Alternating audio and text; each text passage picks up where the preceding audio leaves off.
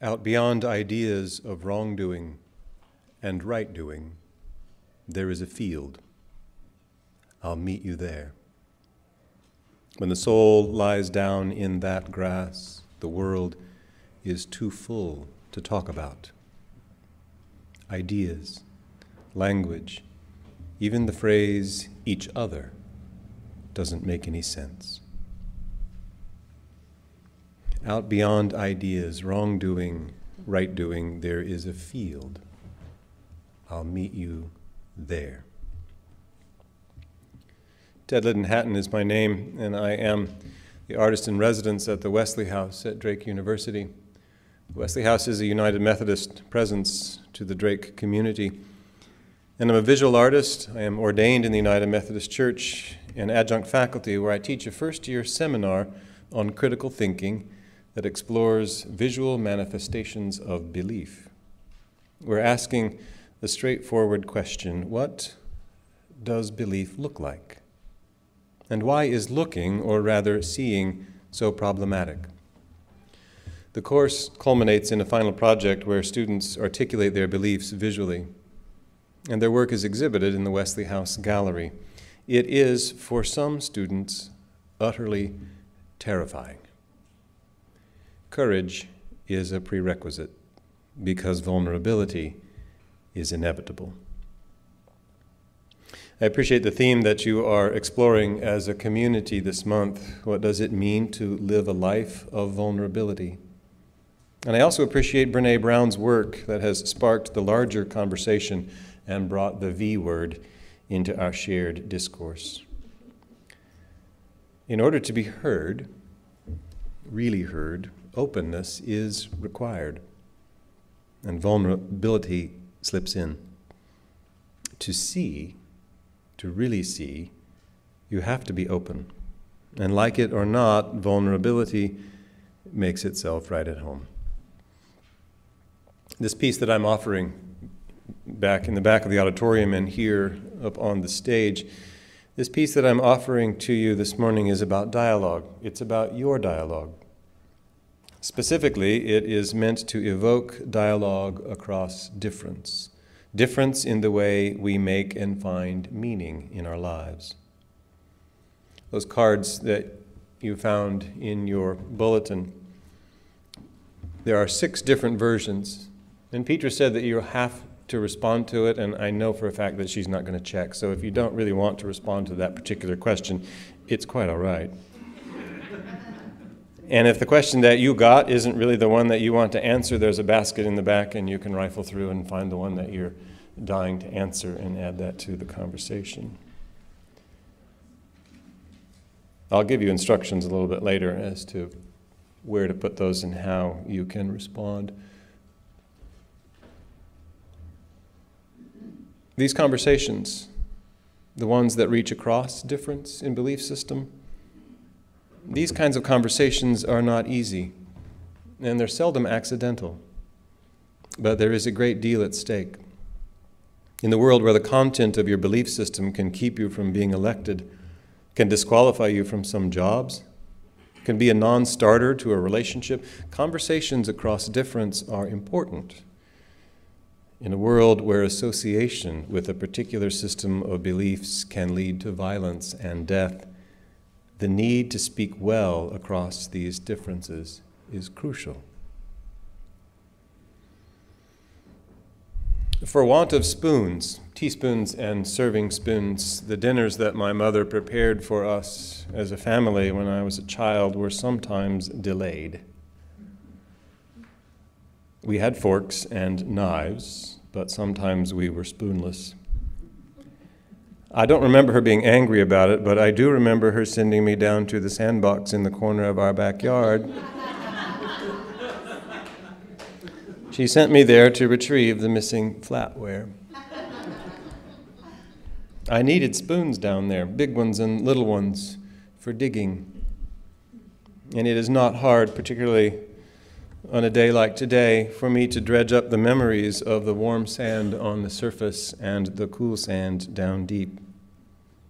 It takes a lot of digging and several spoons if you're going to make it all the way to China before it grows too dark to see and before you hear the call that supper is ready. I suspect that I'm not the only person in the room that was told that they could find China at the bottom of a sandbox. And just in case you're wondering, children in China, they are not told that they can dig all the way to the United States with their eating utensils. And yes, there is a correlation between our test scores in geography and Chinese students' test scores in geography. Like many of the things that we believe when we were children, this is based on information that is less than credible. And even if my spoons could withstand the temperature of the Earth's core, I would not end up in China, but rather somewhere in the Indian Ocean. Geography and geology were suspect, but the question buried in the deep, cool sand is a good one. Who is on the other side?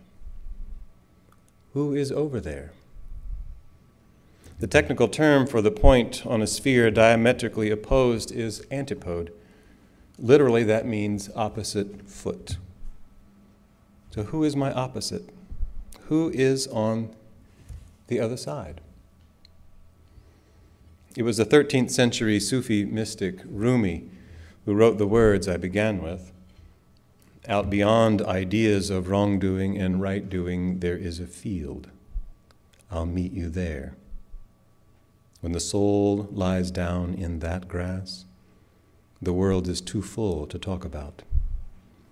Ideas, language, even the phrase each other doesn't make any sense. I am, as I said, a visual artist, and I work in a variety of media.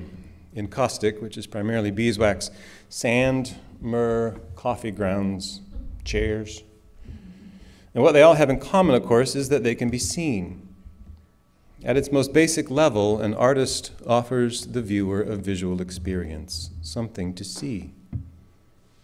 At a more intimate level, the visual artist seeks to engage your mind through the visual cortex, to crawl through the cornea to retina and optic nerve and inhabit, if only for a second, the deep recesses of your brain. The eye and the brain work together rather seamlessly. Vision and seeing are not the same, of course. Vision is about ability. It can be measured and corrected, and it happens in the eye. Seeing is the process of interpreting, making sense of what we see, and that happens in the brain. The seat of vision, it can be said, is the retina. That's the thin layer at the back of the eye that comes packed with millions of photoreceptor cells, rods and cones scattered across an area roughly the size of your thumbnail. Rods don't do much for color, but they are very sensitive to light, able to detect even a single photon. Those are found primarily at the margin of the retina and not so much at the center. Cones don't help much in dim light, but they do a great job with color. The fovea, which means pit, is the seat of the seat. In your retina, there is a small depression it's in the center of the macula, and it's about the size of a sesame seed. And it is filled exclusively with cones. No rods, not even blood vessels. Our field of vision is fairly broad, but the part that we generally rely upon, the part that happens there, is in the center, that tiny center. When we see things that are clear and crisp and colorful, it's the fovea that is engaged. Now, to process color, we use 3 types of cones. We are, as a species, trichromatic, with each of the cones able to peak at a different place in the visible spectrum. Some of them pick up the long waves, orange and yellow. Other cells pick up the medium waves, yellow and green, and then the short waves at blue and violet. And together, we can discern, with those 3 types of photoreceptive cells, roughly 10 million colors. Now, you were probably taught in elementary art class that there are 3 primary colors, and they're red, yellow, and blue, and that mixing these in just the right amount, you can get 10 million colors. And that's not exactly true either. primary colors are cyan, magenta, and yellow, and mixing them together to get even a few dozen colors other than brown is very difficult. Kurt Nassau, in his book, The Physics and Chemistry of Color, said that if one is not confused by color theory, one does not really understand it. If we had the right equipment, we could measure the wavelength coming from each of these chairs on the stage, and we would see that they fall on the electromagnetic spectrum. Long waves at one end, that would be there towards the red, and the short waves here on this end. This is, of course, the visible spectrum. Electromagnetic waves extend on beyond infrared in that direction and ultraviolet over here. This line of chairs is a metaphor for where we find ourselves these days. The culture war rages on, and we, a polarized people, gravitate to one end of the spectrum or the other. And those who are leading this conversation have led us to believe that it's a finite game, tug of war, and one side will win because the other will lose. But it is possible, as Petra and Moira are about to demonstrate, to bend the line into a circle, to bridge the gap between red and violet. Your art teacher, I hope, taught you that colors, like musical notes, have a relationship with one another. Some of them work well together and some not so much. Complementary colors, when placed next to each other, have a way of making each other more than they are when they're apart. So when you put blue next to orange, blue is just a little more blue. And the orange seems to be sort of lit from within. Their frequencies, they vibrate and they come alive. And you remember how to find a color's complement? All you have to do is look across the color wheel. They face each other, always. So to answer the earlier question, who is on the other side? Who is my opposite, my antipode? It's your complementary color. No matter where you sit, your opposite will always make you vibrate in such a way that makes you come alive, that makes you more of what you are than when you are alone or when you are with your tribe. So who is sitting across from you? Around the sphere of religion, the human process of making and finding meaning, who sits over there? I am a Christian, a United Methodist, clergy, liberal. Those four things don't completely describe who I am, but whoever's sitting opposite from me won't be any of those things. You won't find one person to fill that chair always. We are much too complex for that. But as you move around the circle, you will see someone different sitting across from you. And antipodes have a gift to give one another, several actually. They give you a sense of who you are. They help name your identity and help you articulate what you believe. In those early parts where your belief system is beginning to formulate, maybe you don't even know what you believe, but you encounter something that you know you don't believe that. So imagine being heard by the one seated across from you, your antipode, your enemy, the other. What would you say to that person? What would you say is the most misunderstood aspect of your belief system? I'm wondering if you can remember back to the first time you heard a recording of the sound of your own voice. You were most likely a child, and you probably giggled when you heard it and maybe wondered if that really was what you sounded like. There's a good reason for that. When we hear our own voice speaking, we hear that sound from two sources. One, traveling through the air, that's what the recording device picks up. But the other is from the inside. The bones in your skull, they conduct sound waves. And those sound waves bypass the eardrum and go directly to the inner ear. So the nuances that you hear, the fullness you perceive, it comes to you because you hear with your eardrum and with your bones. Recordings can't capture everything you hear when you speak. Now imagine, if you will, someone else hearing your voice in the way you hear your voice. Jesus was not the first one to teach that it might be a good idea to treat others in the way we hope to be treated. But it's not hard for him to imagine saying, listen to others in the way you hope they would listen to you. Listening, of course, is an expression of love, and deep listening is generative. It hears the other into being. Imagine being heard, deep and from the bone listening. Imagine that listening coming from the one seated across from you. What would you say? If you only had one word you could utter, what would it be? My first experience with something called averted vision came when I was a first-year student in college.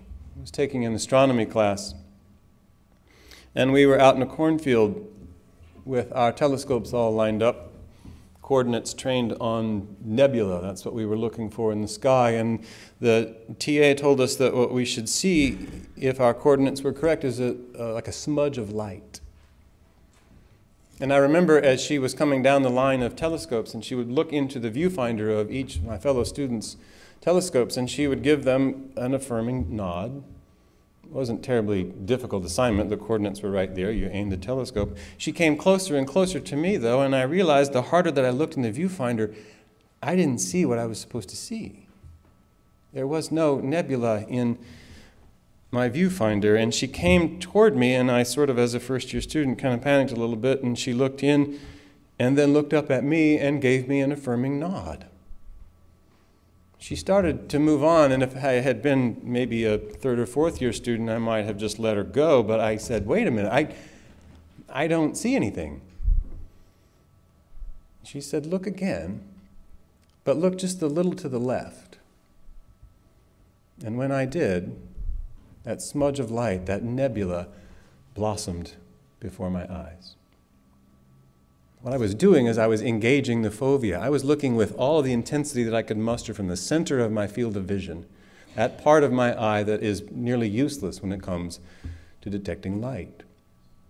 But when I averted my vision, and scientists have known about this for hundreds and hundreds of years, when I averted my vision just a little to the left, engaging that part of my eye that is sensitive to light and movement, then the nebula blossomed.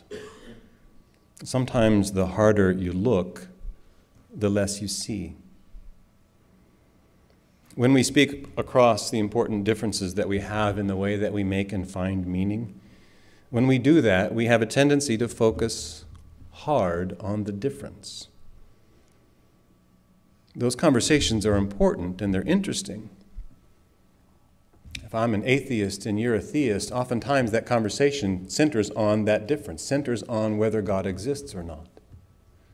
The conversation that I'm inviting you to enter into here, this opportunity that I'm giving you, is to see what happens when you try something akin to averted vision with your dialogue. I'm asking you to see from the margins of your field of view. So what is the most amazing thing you've seen? What story has shaped your life? Seeing, honest, open seeing, changes the seer.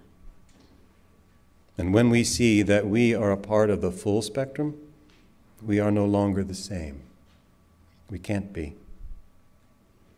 To be heard, really heard, openness is required, and vulnerability slips in. To see, to really see, you have to be open, and vulnerability becomes a way of being. Out beyond ideas of wrongdoing and right-doing, there is a field. I'll meet you there. When the soul lies down in that grass, the world is too full to talk about. Ideas, language, even the phrase each other doesn't make any sense. Amen.